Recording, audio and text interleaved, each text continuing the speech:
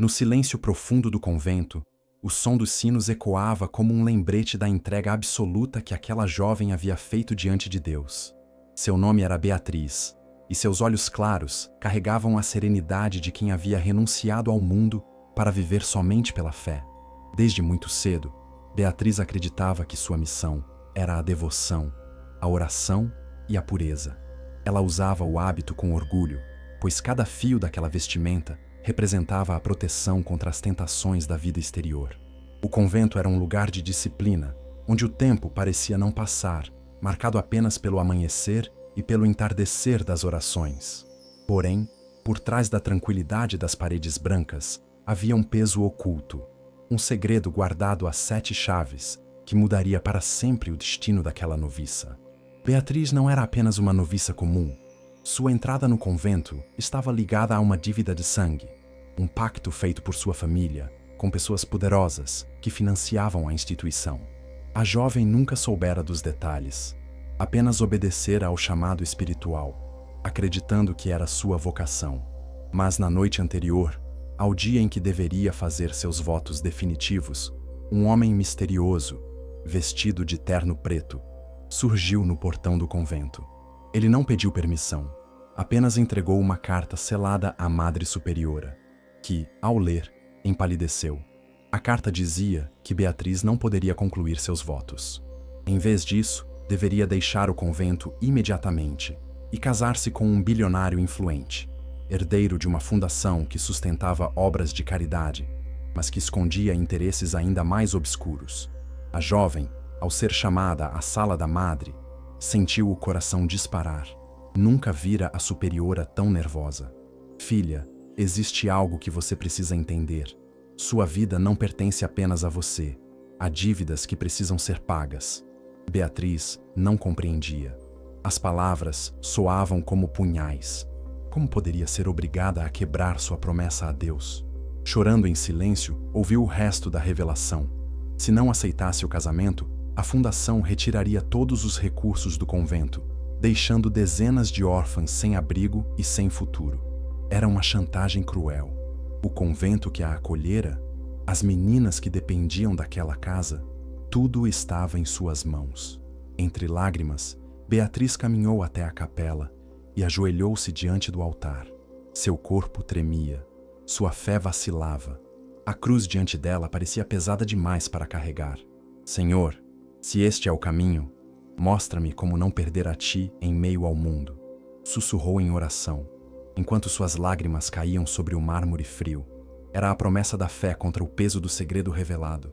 Pela primeira vez, Beatriz sentiu que o céu estava em silêncio, e o destino, impiedoso, batia à sua porta. O sino da meia-noite anunciou que sua vida de noviça estava chegando ao fim, não por vontade própria, mas pela imposição de forças maiores. Do lado de fora, uma limusine preta aguardava, como se o mundo secular viesse buscá-la sem direito de escolha. A jovem sabia que, ao atravessar aquele portão, deixaria para trás a pureza de sua promessa e entraria em um caminho desconhecido, marcado por um casamento forçado, onde sua fé seria testada diante de um homem que não acreditava em nada além do poder e da riqueza. Beatriz sentia cada passo como se fosse o último dentro do convento. O vento frio da madrugada acariciava seu rosto, enquanto a limusine esperava, imponente, como um portal entre 2 mundos, o da devoção e o da tentação. Dentro do carro, um motorista de expressão dura não disse uma única palavra. Apenas abriu a porta e aguardou que ela entrasse. O silêncio era perturbador. Ao se acomodar no banco de couro macio, Beatriz percebeu que nunca havia sentido tanto medo. Não do desconhecido, mas de si mesma, da possibilidade de perder a fé que fora o alicerce de sua vida. A cidade surgia diante de seus olhos como um espetáculo de luzes, contrastando violentamente com a penumbra do convento que ficava para trás. Cada prédio iluminado parecia zombar de sua fragilidade, como se o mundo dissesse que ela não tinha escolha. A limusine a levou até uma mansão monumental, cercada por muros altos e portões dourados. Era um palácio moderno, frio e deslumbrante, mas sem calor humano. As portas se abriram e ali estava ele, Alessandro, o bilionário que se tornaria seu marido. Alto, com ombros largos e postura dominante, vestia um terno impecável que exalava poder. Seus olhos escuros analisaram Beatriz com frieza, como quem observa um objeto raro, não uma pessoa. Ele não sorriu, não a acolheu, apenas estendeu a mão para conduzi-la para dentro. E esse simples gesto foi suficiente para fazê-la sentir que estava entrando em uma jaula luxuosa. A sala principal da mansão parecia mais um tribunal. Sobre a mesa de vidro, um contrato espesso repousava, cercado de advogados e testemunhas que a fitavam com indiferença. Beatriz sentiu o peso do papel antes mesmo de tocá-lo. O documento declarava em letras frias e impessoais que o casamento seria imediato, irrevogável e válido, não apenas como união conjugal, mas também como parte de um acordo empresarial envolvendo a fundação. Sua assinatura era exigida não como esposa, mas como peça de uma engrenagem calculada. Alessandro, em pé, observava-a assinar com um olhar fixo, quase desafiador. "Você tem alguma objeção?" ele perguntou, sua voz grave ecoando pela sala como uma sentença. Beatriz engoliu em seco. Seus lábios tremeram, mas nenhuma palavra saiu. As órfãs do convento, a chantagem, a fé em conflito, tudo girava em sua mente como um turbilhão. Com as mãos trêmulas, segurou a caneta e assinou. O som da pena, arranhando o papel, parecia um grito abafado de sua alma. Quando levantou os olhos, Alessandro se aproximou e murmurou: "Bem-vinda ao meu mundo, esposa." O beijo protocolar que selou o contrato não teve ternura nem paixão. Foi frio, quase mecânico, como um selo em uma transação. Para Beatriz, aquele momento foi a confirmação de sua queda. O voto de castidade, guardado com tanto zelo, agora estava manchado por um acordo que não nascera do amor, mas da manipulação e da ganância. Ao mesmo tempo, uma centelha de resistência nasceu dentro dela. Se o destino a colocara ali, então ela precisaria encontrar uma forma de transformar sua prisão em propósito. Mal sabia que esse contrato, que começava como um pecado imposto, seria a chave para revelar segredos ainda mais sombrios, que assombravam não apenas a fundação, mas também o homem com quem agora compartilhava um nome e uma vida. A primeira noite na mansão foi um choque para Beatriz. Acostumada ao silêncio profundo das paredes do convento, onde apenas o som das orações e dos passos ecoava, agora ela se via cercada por corredores longos, lustres de cristal que iluminavam cada canto e uma imponência que parecia gritar opulência. O quarto que lhe fora destinado era maior do que todo o dormitório que compartilhava com as outras noviças. Cama de lençóis de seda, cortinas pesadas que vedavam a luz, perfumes adocicados impregnando o ar. No entanto, nenhum luxo conseguia aquecer a solidão que se espalhava pelo espaço. Para Beatriz, cada detalhe não era símbolo de conforto, mas de prisão. O silêncio ali não era sagrado, era sufocante, como se aquelas paredes douradas a observassem, lembrando-lhe que sua vida já não era dela. No dia seguinte, ao amanhecer, ela foi despertada não pelo sino da capela, mas por uma governanta rígida que lhe entregou um guarda-roupa cheio de vestidos caríssimos. Tecidos leves, cores ousadas, saltos altos que pareciam peças de outro planeta para alguém que só conhecera o hábito e a simplicidade. "O Sr. Alessandro deseja que esteja apresentável para o jantar desta noite com os investidores da fundação", disse a mulher, sem espaço para questionamentos. Beatriz tocou os vestidos com hesitação, como quem toca fogo, sentindo que cada peça era mais uma camada arrancada de sua identidade. Vestir-se daquela maneira era vestir também o mundo que a rejeitava, que zombava de sua fé e que agora exigia que ela aprendesse a sobreviver sob máscaras. O contraste era brutal. No convento, o alimento vinha em tigelas simples, partilhado em silêncio. Na mansão, mesas compridas eram servidas com banquetes exuberantes, vinhos caríssimos e conversas carregadas de cinismo. Beatriz, sentada ao lado do marido, tentava manter a postura, mas sentia os olhares da alta sociedade a despirem com julgamentos silenciosos. Sussurros percorreram o salão. Quem é essa garota ingênua? De onde ele a tirou? Para eles, ela era uma peça exótica, talvez um capricho passageiro de Alessandro. Mas para Beatriz, cada palavra era uma ferida. lembrando-a de que estava ali como refém de um contrato, e não como uma esposa por escolha. Apesar disso, a mansão guardava segredos que a fascinavam e a aterrorizavam. Havia corredores proibidos, portas trancadas, salas que ninguém ousava mencionar. E em meio ao luxo, surgia sempre a sombra da fundação, tema constante nos diálogos de Alessandro com seus sócios. Beatriz escutava em silêncio, mas já percebia que aquela entidade que se apresentava como filantrópica escondia algo muito maior. Era como se sua entrada nesse universo fosse não apenas um castigo, mas também uma missão que ainda não compreendia. Nessa transição violenta do claustro ao luxo, Beatriz começou a perceber que sua fé seria testada em níveis que jamais imaginara. As tentações não estavam apenas no toque ou nos desejos que seu voto de castidade tentava conter. As verdadeiras tentações estavam no poder, na vaidade e nas mentiras que agora a cercavam. E, acima de tudo, na figura do próprio Alessandro, que com sua presença intensa, despertava nela sensações que nem mesmo as horas de oração haviam conseguido apagar.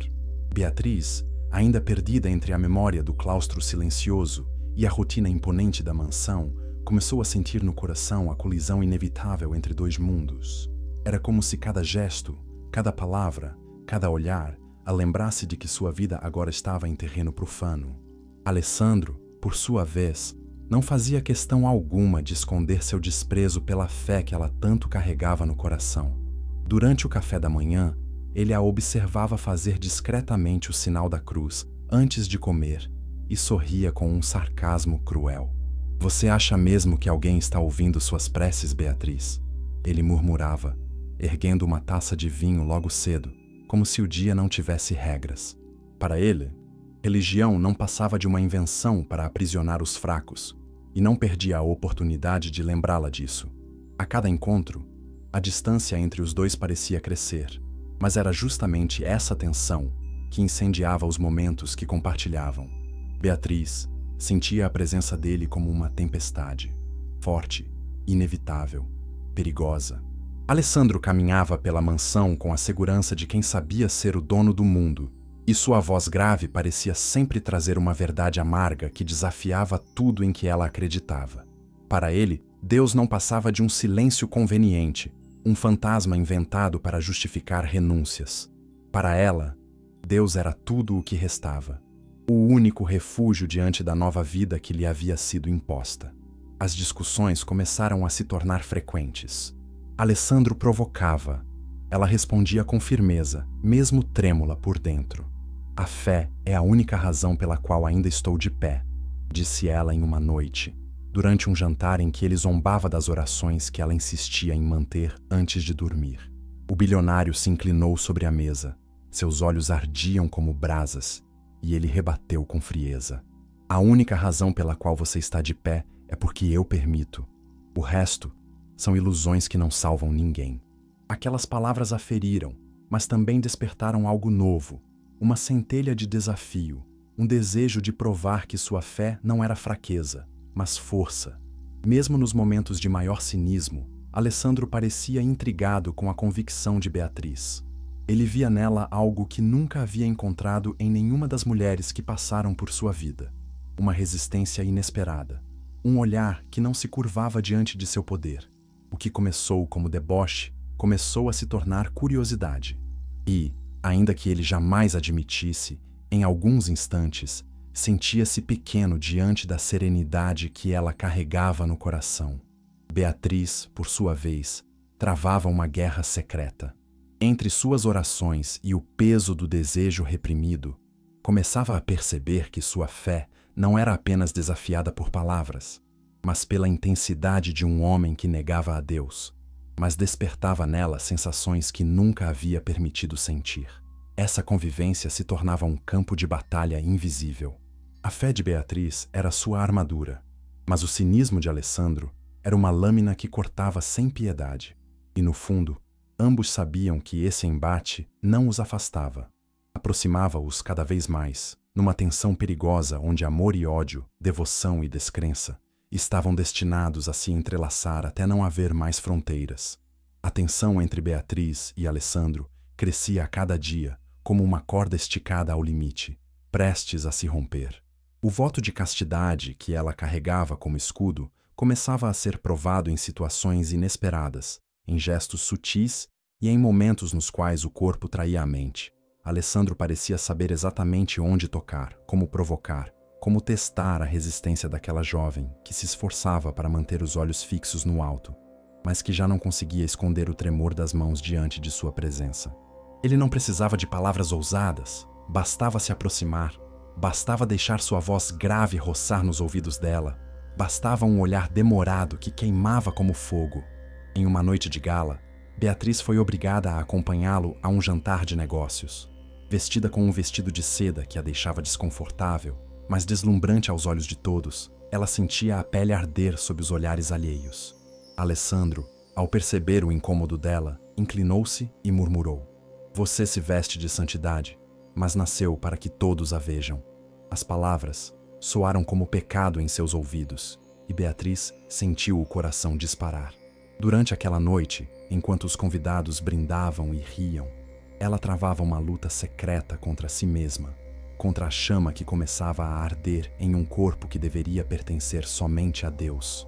Havia também os momentos mais íntimos, quando Alessandro invadia o espaço pessoal dela sem pedir licença. Um toque breve ao passar pela cintura, uma mão firme segurando sua nuca para obrigá-la a encarar seus olhos, ou o calor da respiração dele quando, de propósito, se aproximava apenas o suficiente para fazê-la sentir o perigo da queda. Beatriz, mesmo tentando resistir, percebia que sua respiração se acelerava e seu corpo reagia de forma que ela não podia controlar. Era como se o voto de castidade, que antes parecia inabalável, começasse a se rachar sob o peso do desejo que Alessandro despertava. Mas as provações não eram apenas físicas. Alessandro a colocava constantemente em dilemas morais. Em um jantar, diante de investidores, ele zombou abertamente da fé de Beatriz, pedindo-lhe que fizesse uma oração em público, apenas para rir dela. Beatriz, com o rosto em chamas, fechou os olhos e orou em silêncio, ignorando as risadas que ecoavam ao redor da mesa. Quando terminou, abriu os olhos e encontrou Alessandro a observá-la, com um misto de desprezo e admiração. "Você é teimosa, garota", ele disse em voz baixa, "e talvez por isso eu não consiga tirar os olhos de você." Essas provas eram constantes, e cada uma deixava marcas invisíveis em sua alma. Beatriz não sabia mais se lutava contra Alessandro, contra o mundo ou contra si mesma. O que ela sabia era que algo dentro dela mudava a cada dia, que sua fé continuava sendo sua luz, mas que agora se entrelaçava com algo humano, terreno, perigoso. A tentação não era apenas um inimigo, era um espelho, mostrando-lhe um lado de si mesma que jamais conhecera. E no olhar de Alessandro, por mais cínico que fosse, começava a surgir um fogo diferente, não apenas de provocação, mas de um desejo que se misturava com curiosidade, respeito e algo que ele mesmo não queria admitir: fascínio. Beatriz já havia entendido que Alessandro não era apenas um homem frio e cínico, mas alguém marcado por sombras que ninguém ousava mencionar. Aos poucos, entre provocações e silêncios, fragmentos de seu passado começaram a surgir, como peças de um quebra-cabeça que revelava o verdadeiro motivo por trás de sua descrença na fé. Certa noite, em um raro momento de vulnerabilidade, ele a encontrou rezando no jardim da mansão. O luar banhava o rosto dela, e Alessandro, em silêncio, observou por alguns instantes, antes de interromper com uma voz carregada de algo que soava mais como dor do que deboche: "Você realmente acredita que Deus ouve isso? Se ele ouvisse, minha vida não teria sido destruída." Beatriz não respondeu de imediato, apenas o olhou com a serenidade que sempre carregava. Foi então que Alessandro, entre goles de uísque, começou a falar. Contou sobre a infância marcada pela ausência de amor, sobre a mãe que morreu jovem e sobre o pai, um homem implacável que só conhecia negócios e poder. Alessandro cresceu cercado por riqueza, mas privado de afeto, como se fosse apenas mais um investimento na linhagem da família.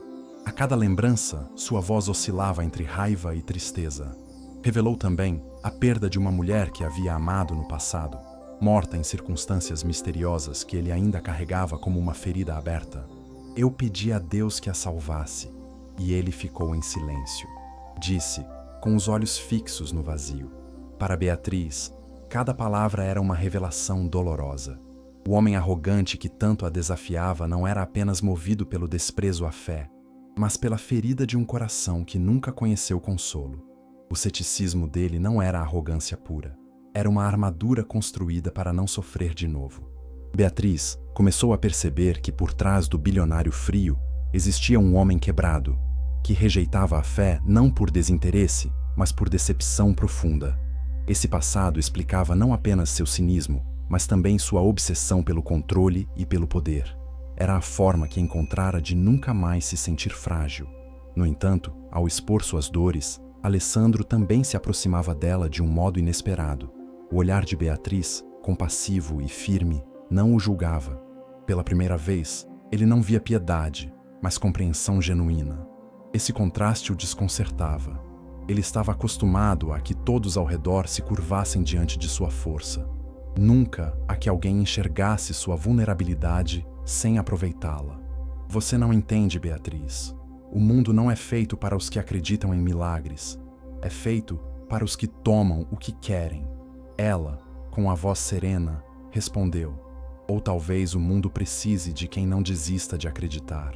Esse diálogo marcou o início de uma mudança silenciosa entre eles.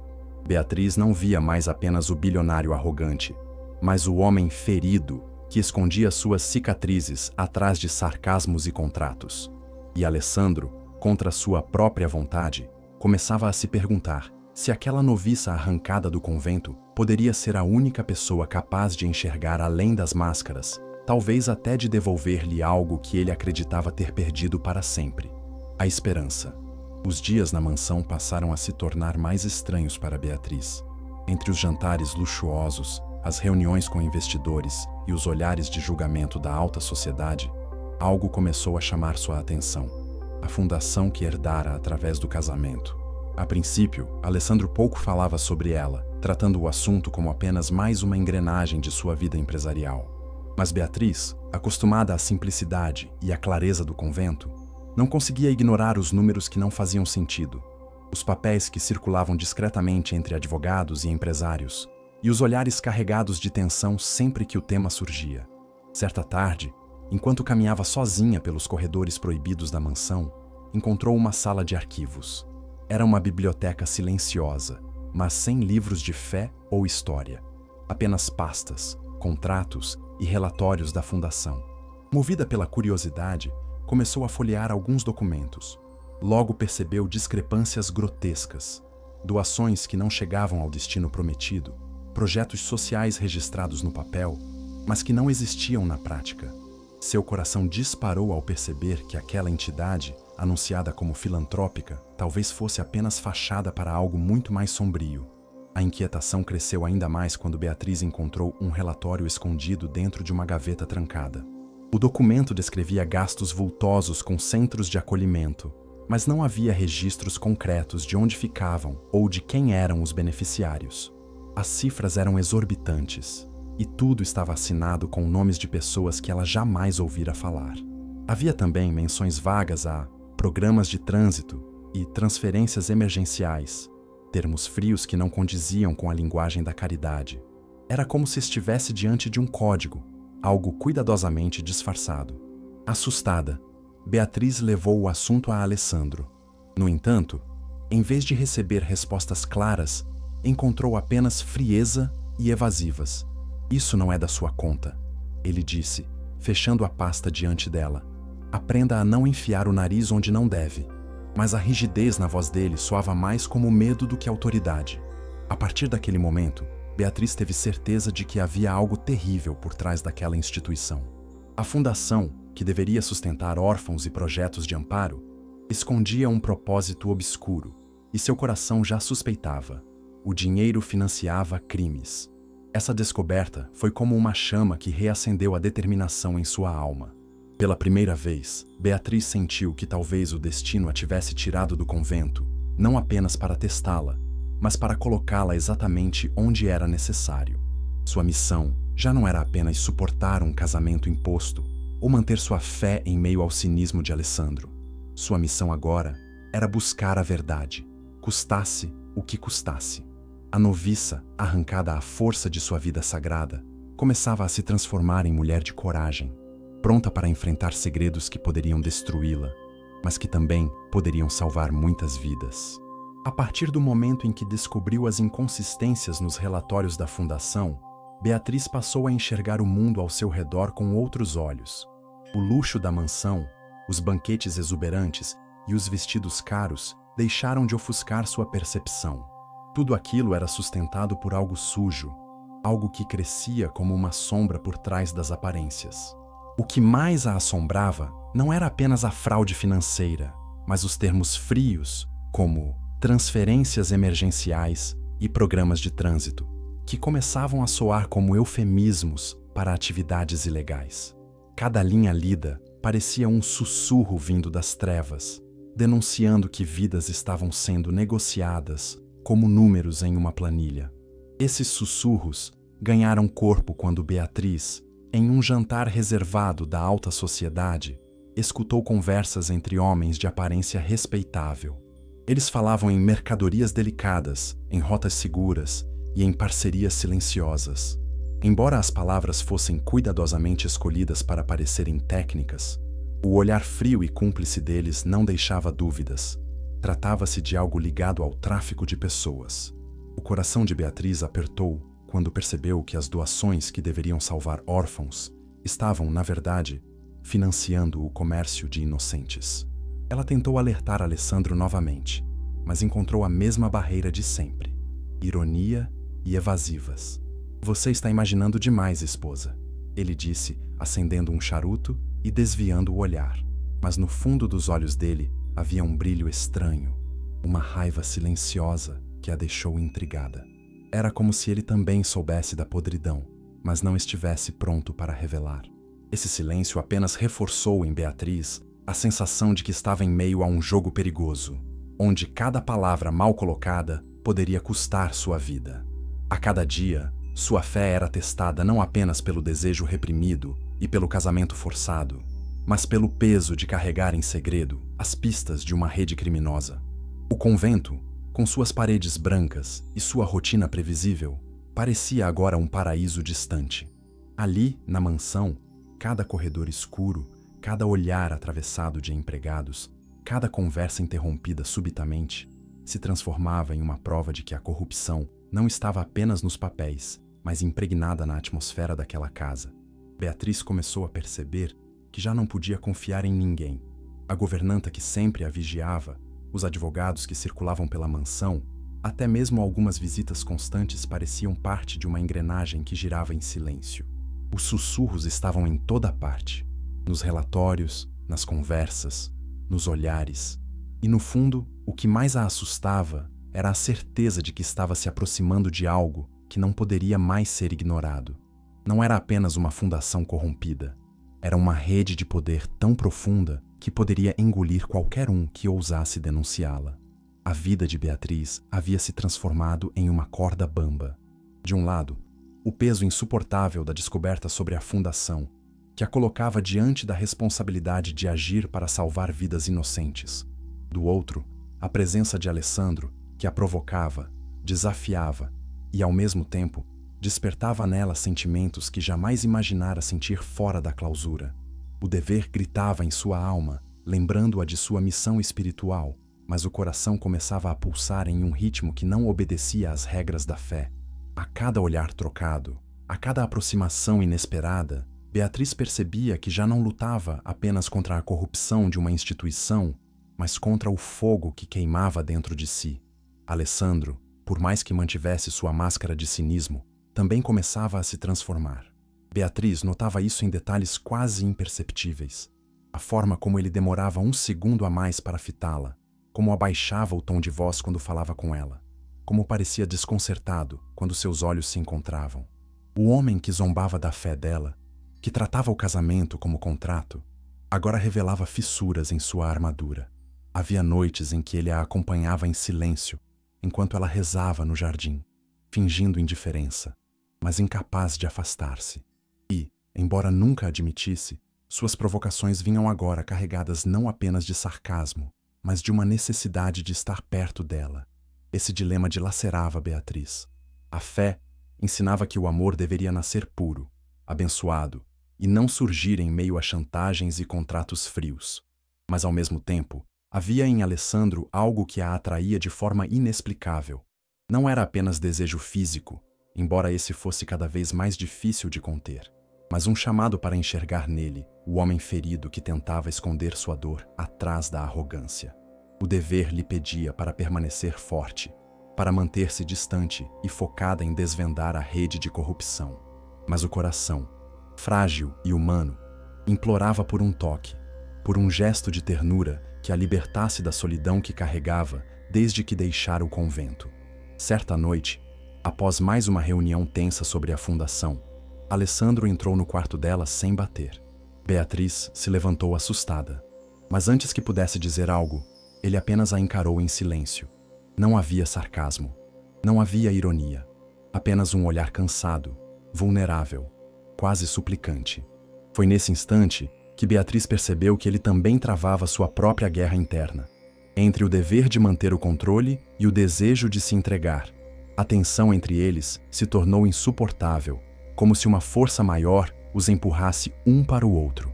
E ainda que Beatriz lutasse para manter distância, seu corpo e sua alma já sabiam que o caminho entre amor e dever estava prestes a se cruzar em um ponto sem retorno. A noite estava mergulhada em silêncio quando tudo aconteceu.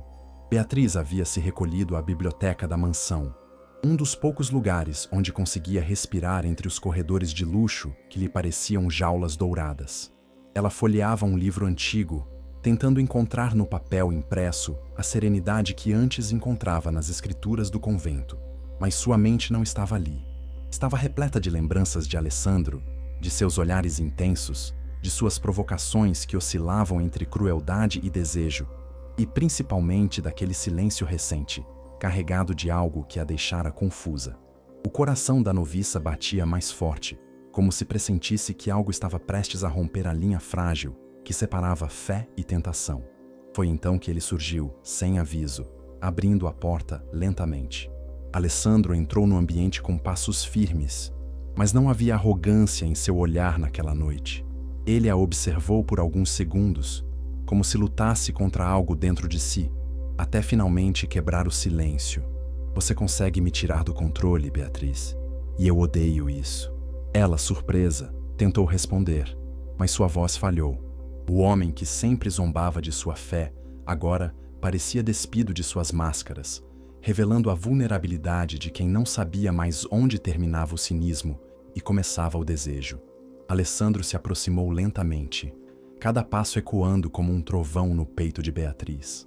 Ela recuou até encostar-se à estante, o livro caindo de suas mãos, como símbolo de uma batalha que já não conseguia lutar. Diga-me para ir embora, e eu vou, ele murmurou, sua voz grave ressoando como promessa e ameaça ao mesmo tempo. Mas as palavras não saíram. Beatriz, paralisada entre medo e entrega, apenas o encarava, sentindo o ar rarefeito entre eles. Foi nesse instante que Alessandro, incapaz de resistir, segurou suavemente o rosto dela entre as mãos e a beijou. O beijo não foi frio nem protocolar como o do contrato. Foi intenso, profundo, carregado de desejo contido por noites intermináveis. Para Beatriz, foi como se o mundo inteiro desmoronasse e, ao mesmo tempo, se reconstruísse em um único instante. Sua mente gritava, lembrando o voto de castidade, o altar, a promessa feita a Deus, mas seu corpo ardia, respondia com fervor, como se aquele toque fosse o único capaz de devolver-lhe a vida. A pureza que ela havia protegido com tanto zelo se quebrou em silêncio, não como pecado, mas como revelação de que era feita de carne, de alma e de amor. Quando os lábios se separaram, Beatriz estava sem fôlego, o coração disparado como nunca antes.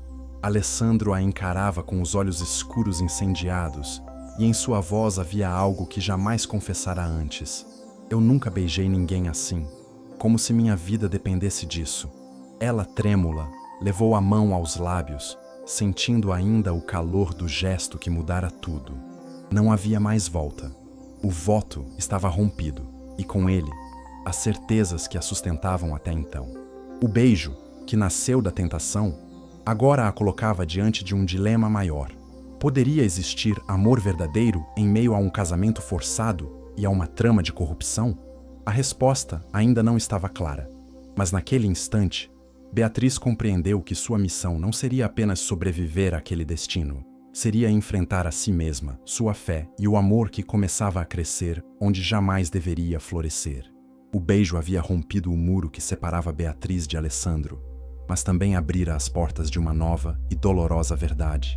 Já não havia apenas a tensão da fé contra o desejo, havia agora a sombra da corrupção que envolvia a fundação, pairando sobre eles como uma tempestade prestes a explodir. Foi em uma manhã cinzenta, enquanto folheava mais documentos escondidos em uma pasta esquecida, que Beatriz encontrou provas irrefutáveis. Eram relatórios cifrados, mas claros o suficiente para revelar uma realidade cruel. A fundação não apenas desviava recursos, mas financiava uma rede internacional de tráfico humano. Crianças e adolescentes eram retirados de seus lares sob pretexto de projetos sociais para nunca mais retornarem. O impacto fez seu corpo tremer. Sentiu náuseas, lágrimas desceram por seus olhos e por um instante ela quis voltar a ser a noviça enclausurada, protegida pelas paredes do convento. Mas a verdade não podia ser ignorada. Seu coração clamava pelas órfãs que estavam em risco, pelas meninas que já haviam desaparecido, pelos sussurros de dor escondidos nas entrelinhas daqueles relatórios. O dever espiritual que acreditava ter deixado para trás agora renascia com ainda mais força. Ela havia sido arrancada da vida religiosa, mas Deus a havia colocado exatamente onde precisava estar, no centro do inimigo. Quando decidiu confrontar Alessandro com aquelas provas, esperava encontrar negação, raiva ou sarcasmo. Mas o que encontrou foi algo ainda mais surpreendente: cumplicidade. Ele já sabia. Alessandro não apenas estava ciente da podridão por trás da fundação, como vinha investigando em silêncio, aguardando o momento certo para agir. Você acha que eu não percebi as mãos sujas que herdamos junto com esse dinheiro? Ele disse, com a voz carregada de uma fúria contida. Minha família construiu um império com filantropia de fachada, mas o que sustentava tudo era o pior tipo de escravidão moderna. Eu entrei nesse casamento não apenas por pressão, Beatriz. Eu precisava de alguém de dentro, alguém que pudesse enxergar o que eu já não conseguia sozinho. Beatriz ficou sem palavras. A revelação abalou todas as suas certezas. Até então, ela acreditava estar sozinha naquela luta, mas agora descobria que o próprio homem que tanto a desafiava era também um inimigo daquela rede. Não era coincidência, não era acaso. Suas vidas haviam sido entrelaçadas para algo maior. Mas Alessandro, ao contrário dela, não carregava fé nem compaixão. Sua motivação era a vingança. Ele queria destruir o sistema que havia tirado vidas, que havia manchado o nome de sua família e transformado sua própria existência em um labirinto de corrupção. Essa revelação aproximou-os ainda mais. O beijo que havia rompido o voto agora se tornava símbolo de uma aliança inesperada. Dois mundos opostos, fé e descrença, pureza e vingança, unidos por um mesmo objetivo: expor a rede sombria que se alimentava da inocência. Mas essa nova verdade também trouxe um peso maior, a certeza de que estavam em perigo, cercados por inimigos que não hesitariam em destruir qualquer um que ousasse desafiá-los. Beatriz, com a fé reacendida, ergueu os olhos para Alessandro e disse: se Deus me colocou aqui, foi para salvar essas meninas. Mas se você entrar nesse caminho, precisa entender que não será apenas sangue e vingança. Será sacrifício, e talvez custe nossas vidas. Ele a encarou com seriedade, e pela primeira vez não havia sarcasmo em sua voz. Então, vamos até o fim. Depois da revelação de Alessandro, a vida de Beatriz tomou um rumo ainda mais perigoso. Se antes ela se sentia sozinha diante da escuridão da fundação, agora sabia que tinha ao seu lado um homem que, mesmo carregando descrença e fúria, compartilhava a mesma missão: desmontar a rede de tráfico. Mas era impossível enfrentarem aquilo sozinhos. A fundação tinha braços longos, conexões políticas, policiais comprados e empresários dispostos a matar para manter seus segredos enterrados. Era necessário encontrar aliados, pessoas que ousassem lutar contra o impossível. O primeiro deles surgiu de onde Beatriz menos esperava. A própria governanta da mansão. Uma mulher rígida, de poucas palavras, que durante semanas parecera apenas mais uma vigilante do cárcere de luxo. Mas em uma madrugada silenciosa, quando Beatriz se arriscou a investigar os arquivos escondidos novamente, foi surpreendida por ela.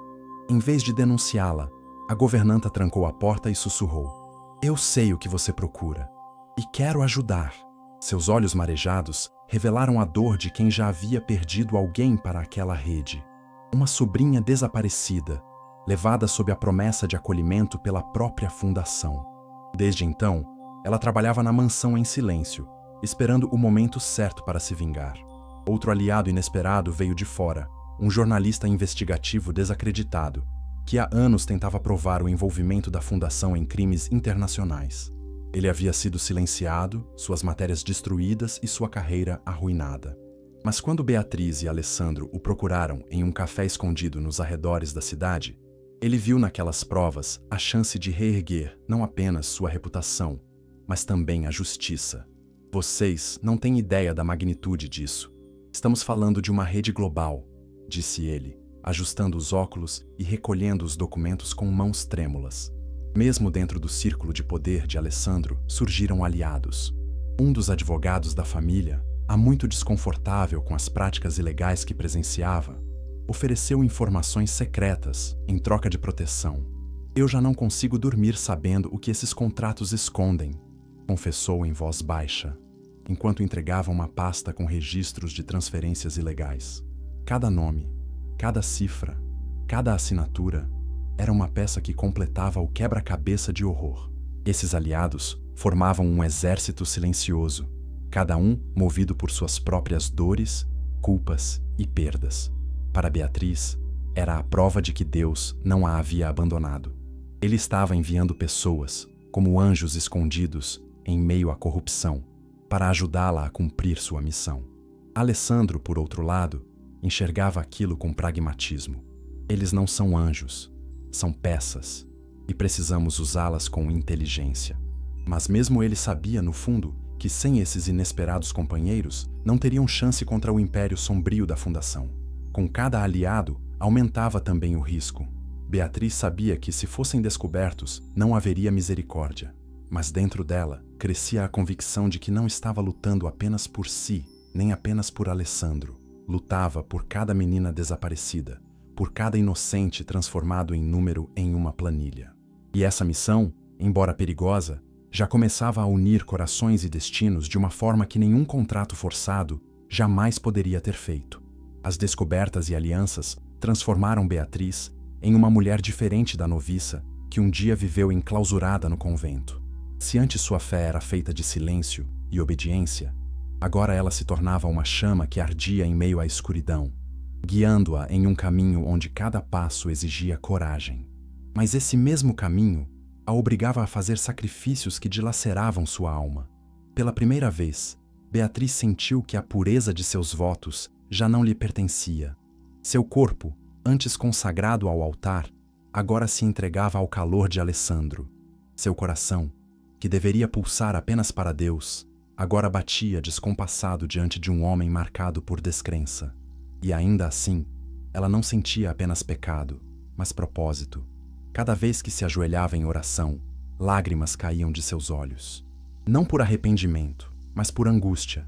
Perguntava-se se estava traindo a fé, ou se, na verdade, estava cumprindo um chamado ainda maior: ser instrumento de Deus em meio ao caos. Sua luta não era mais apenas contra tentações carnais, mas contra a culpa que a consumia.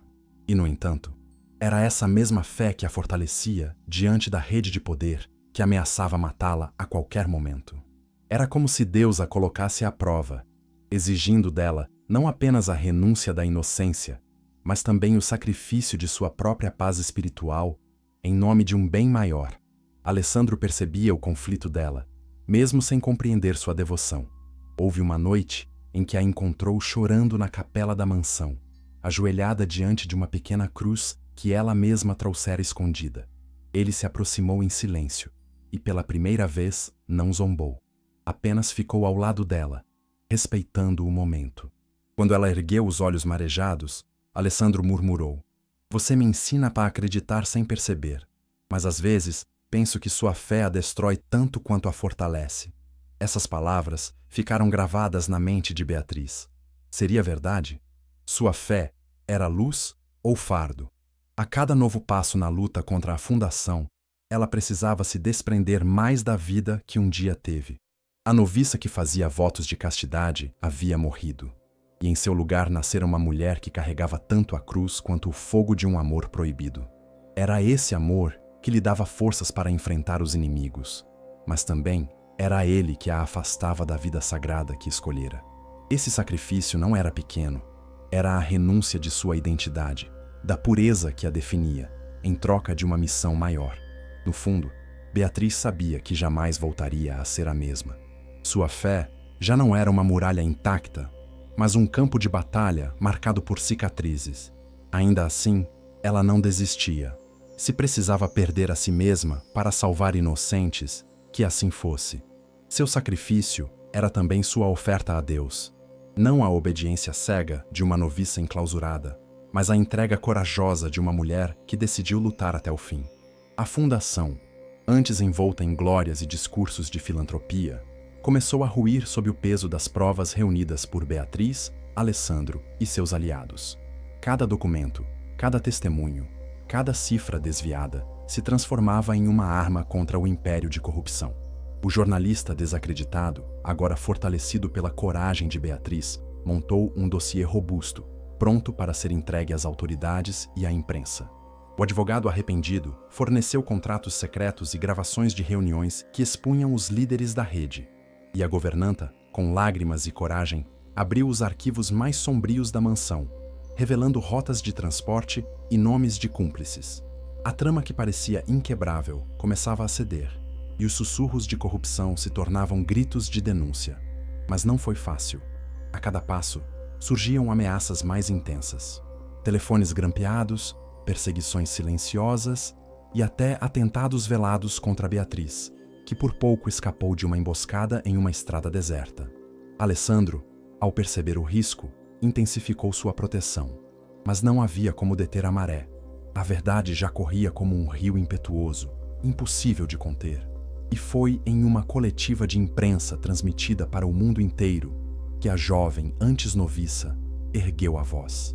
Vestida de maneira simples, mas com a dignidade intacta, Beatriz relatou tudo o que descobrira. Denunciou nomes, descreveu métodos, mostrou provas incontestáveis. Sua voz tremia, mas não por medo, por indignação e compaixão pelas vítimas invisíveis que finalmente ganhavam rosto e voz. Ao lado dela, Alessandro se manteve em silêncio, permitindo que fosse Beatriz a protagonista. Ele sabia que aquela luta não era apenas dele, mas, sobretudo, dela. O homem, que um dia a olhou como um objeto de contrato, agora a observava como líder, como chama viva que iluminava até mesmo sua descrença. No auge da coletiva, Beatriz declarou com firmeza: "Fui arrancada de uma vida de silêncio e oração para ser jogada em um casamento forçado. Mas descobri que meu dever não era apenas com meus votos, e sim com a verdade. E a verdade é esta: essa fundação, sustentada por dinheiro e poder, estava comprando e destruindo vidas. Hoje, em nome da fé, em nome da justiça e em nome das meninas que não puderam falar, eu digo basta." A sala explodiu em murmúrios, câmeras dispararam flashes incessantes e autoridades não puderam mais ignorar o que estava diante deles. Prisões foram decretadas, patrimônios congelados, e os principais líderes da rede começaram a ser caçados. A vitória não foi apenas legal ou política, foi moral e espiritual. A coragem de uma mulher que um dia se prometeu ao silêncio do convento agora ecoava no mundo inteiro. Para Beatriz, não havia triunfo pessoal, havia alívio, dor e sacrifício. Ela sabia que ainda restariam feridas, vítimas não encontradas, memórias de sofrimento que não poderiam ser apagadas. Mas naquele dia, ela tinha certeza de que seu sacrifício não fora em vão. O voto de castidade se perdera, a inocência se quebrara, mas em seu lugar nascera algo maior: a convicção de que Deus não estava preso às paredes de um convento, mas presente em cada ato de coragem para defender os indefesos. Depois da denúncia pública, a vida de Beatriz e Alessandro jamais voltou a ser a mesma. A fundação fora desmontada, os envolvidos julgados e punidos, e as meninas resgatadas encontraram finalmente acolhimento em novos lares, livres das correntes invisíveis que as prendiam. Mas no íntimo da mansão, um novo desafio surgia. Redefinir o casamento que nascera de um contrato frio e que, no meio da dor, transformara-se em missão. Para Beatriz, aquilo não era apenas a vitória contra uma rede criminosa, mas a prova de que seu destino não era obedecer cegamente às regras que outros escreveram, fosse no convento ou em um contrato assinado sob chantagem. Seu destino era escolher, e pela primeira vez, ela escolheria por si mesma. O vínculo com Alessandro também havia mudado. O homem que antes zombava da fé, agora a observava com respeito, quase reverência. Ele ainda não acreditava em milagres, mas já não conseguia negar a força invisível que sustentara Beatriz em cada momento de perigo. Talvez Deus exista, afinal, e tenha me enviado você para provar isso, murmurou em uma noite silenciosa, surpreendendo até a si mesmo. Beatriz sorriu em lágrimas, porque sabia que não precisava convertê-lo com palavras. Sua vida, sua coragem e sua entrega já haviam feito isso sem que ela percebesse. No entanto, o amor entre eles também precisou ser refeito. Não era mais a tensão de corpos reprimidos, nem o peso de um voto rompido. Era algo além, mais maduro, nascido da cumplicidade em uma luta que exigiu sacrifícios e renúncias. Alessandro, pela primeira vez, não via Beatriz como posse, mas como igual. E Beatriz, sem negar sua fé, aceitava que amar aquele homem também fazia parte de sua missão. O casamento, que começou como prisão, agora se tornava escolha. Não um contrato imposto, mas uma aliança que nascia da dor, transformada em esperança. No jardim da mansão, agora reaberto como centro de acolhimento para órfãs e sobreviventes, Beatriz caminhava entre as meninas sorridentes. Seu olhar refletia a serenidade de alguém que havia perdido muito, mas ganhado ainda mais. Alessandro a observava à distância, orgulhoso, sabendo que aquela mulher não era apenas sua esposa, era a chama que reacendera sua humanidade. O toque de suas mãos, quando finalmente se encontravam, já não era de posse, mas de entrega mútua. Assim, freira por um dia, esposa por um ano, deixou de ser apenas um título cruel de um contrato para se transformar em algo maior. A história de uma mulher que, arrancada de sua fé, descobriu que sua verdadeira missão era unir amor e justiça, corpo e espírito, fé e coragem. E ao lado de um homem que um dia rejeitou tudo o que não pudesse controlar, ela mostrou que até o coração mais endurecido pode ser redimido quando encontra um propósito maior.